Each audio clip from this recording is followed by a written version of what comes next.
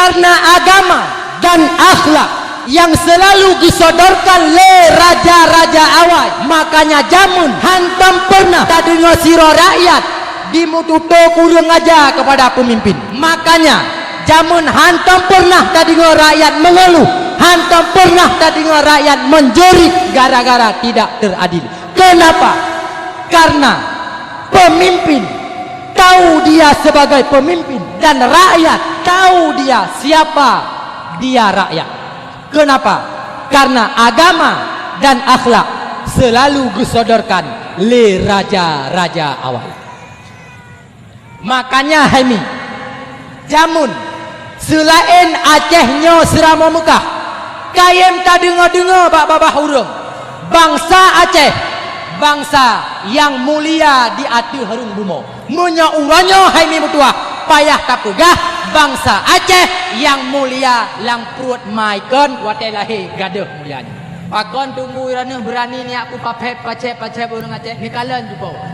Ubena maksiat di hati harung bumo. Man bandum Nabi Aceh yang kubut maksiatnya. Mezina cuma cua pian bagong main tabu-tabu nyan kabiasa jit ke bandar awak Aceh. Uranya hami dok ba ayat urang Aceh, publa urang Aceh dok na ayat nyan. Urang publa urang nyan kadimubut le awak Aceh yang mulia lang perut maikon. Batai lahir gaduh mulia. Berakan urang publa urang nyan di Medan tadi ngau. Uranya hami bak getanyo hino na hami urang publa urang nyan hana pegah ye tanya kamu fom tat. Muya jamun tak pegah. Muya baklong uranya hami biak Aceh, biak Jawa, biak Padang, biak Batak sekalipun hana beda. Padah yang beda muya bak pandangan Allah. Bedakah dia atau tidak bedakah dia tergantung pada keimanannya dan takwanya serora urang. Yang titik nan malamnya. Muya jamun nyo tapeh-peh dada.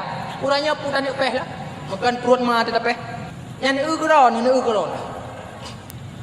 Muya semayang kadang-kadang awai biak lain dengan biak Aceh. Iraku karata tempat kujak kaku kau tat pekatin yang tu.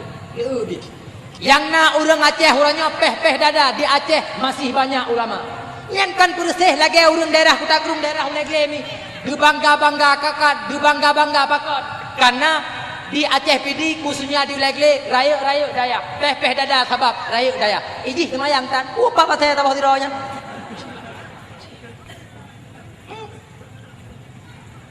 Nyan nu. Dia apa padim dapat bidawang lah ya.